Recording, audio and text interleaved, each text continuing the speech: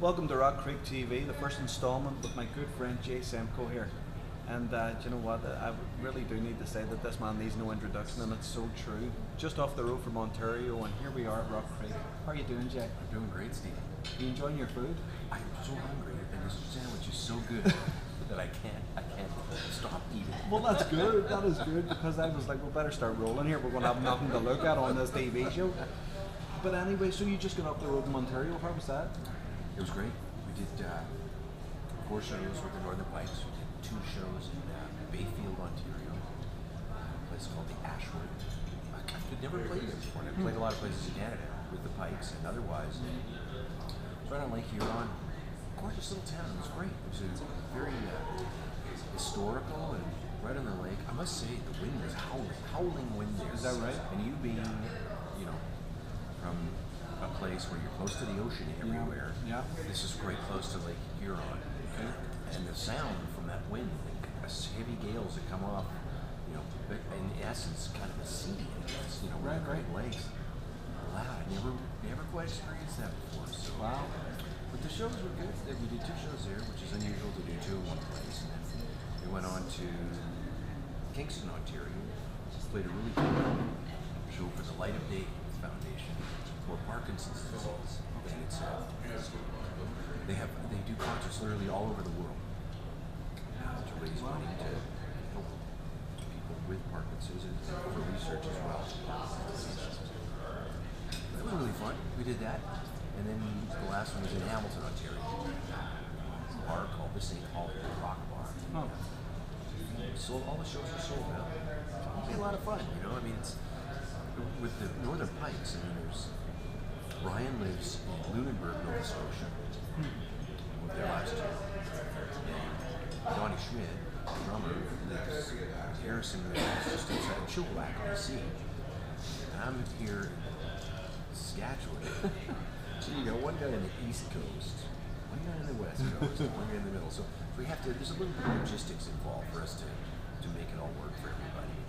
Everybody's kind of busy doing sometimes other things as well. Right. So, but it was fun. I must say that we play as a trio now.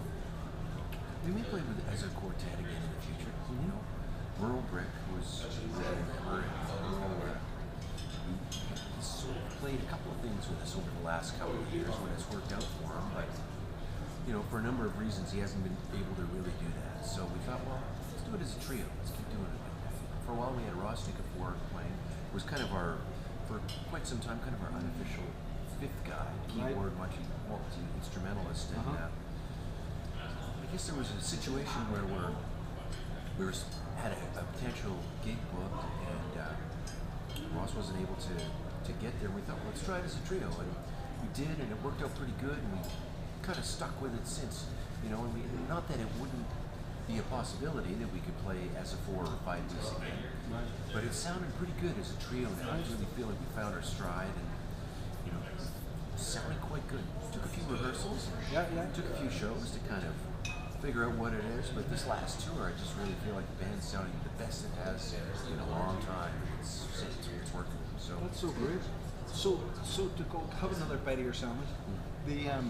So if you've just joined us, we're at Rock Creek at Stonebridge here, just this beautiful new location, and so happy to be here having this lovely food. And the thing is, I just want to go back to the other end of the scale when you're in your car and you hear one of your songs on the radio for the first time. What was that feeling like?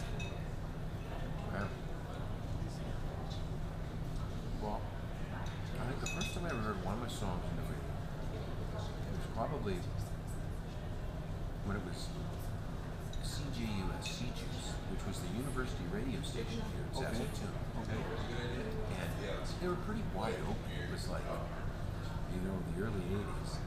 And kind of anything went. There were some good shows. Once Missouri had a show. It was, I think, he's got Nightwaves, which has been on for a long time. And, I remember I performed live on the show with acoustic guitar. Also, they played some of our indie stuff. And I remember before the Northern Pipes was a band called the Idols.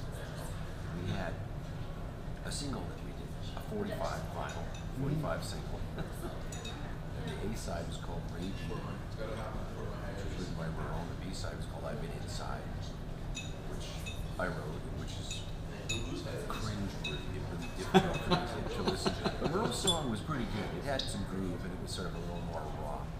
And, you know, I would say that was the first time I kind of heard her stuff on the radio. And then the Pikes put out an EP in '84. Just called the Northern Pikes. We had a song. It was kind of a poppy 80s song called Why Can't You Look Me in the Eye? And played it here on the local commercial stations. Okay. And that was really like, wow, this is amazing. You know, we're getting heard. This music is getting heard between, you know, big star artists on the radio. And that was pretty cool. And you know, I guess as time went on, and you hear it on public radio or indie radio or commercial radio, and really once the Pikes really got going, we ended up starting to get play on commercial radio and on a big scale. And when all of a sudden you got to a city that you may or may not have played before, it might be the first time you're playing there, and you hear your song on the radio, it really hits you to go, wow, the power of this in terms of lots of people are able to hear this. And, you know, the smart thing that we did with the Pikes, we were very smart about it in some ways because, and lucky too, because we'd all been, even though we were in our early 20s really when the band started, we had all played in bands for a long time. You know, we'd all been playing since our mid-teens. So there was an experience factor and a knowledge factor that you kind of go through. You have to, every musician or every person in every band has to kind of go through that phase. We were lucky enough to go through that at an early age. So by the time, even though, like I said, we were in our early 20s, we're kind of seasoned pros to a certain extent. Not that you are ever going to learn it all, or never stop learning. But you get to that point where, you know, you feel like you've got a bit of a grip on what you're doing. And so we knew that the way for us to get exposure, being in a city like Saskatoon in 1984, was not nearly the size that it is now. Yeah, right. And, you know, we're becoming an international city here in Saskatoon. And Saskatchewan is becoming well known internationally. But at the time, there was a sense of isolation, pre-internet, and all that kind of thing. And we knew that the way to expose ourselves was to do recording. So we recorded independent albums. We did it, and then in '85, we did a second one called Scene in North America. And then we hit the road. But the money that we made, we stashed a large percentage to live on, literally next to nothing, because we put it in a fund to fund our recordings. And we did demos as well. We also had a really good player in Mitch Burnett, who was the recording engineer at Studio West, and was a very good engineer, very good producer. And he kind of really helped us to get the ball rolling. You know, he would give us that little bit of extra time in the studio, or sometimes in the middle of the night they would cut us a rate for really cheap to come in and do the work late at night, you know, outside of the regular commercial hours.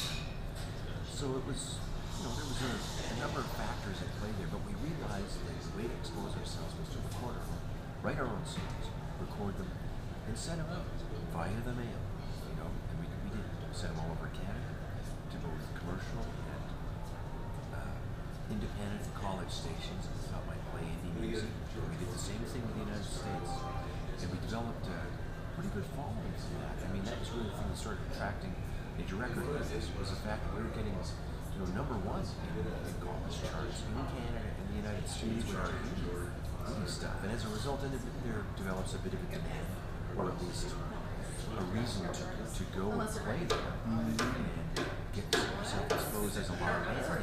Yeah, right. So, you know, all these factors kind of added up, but getting that original thing, hey, hearing one of your songs on the radio, it was a rush when I was 20. It's a rush now. That's It awesome. really is. It feels great. You go, this is cool. I love the radio. Yeah. And as a little kid, I mean, you know, as an 8-year-old kid, I had transistor radio, and let's listen to my phone.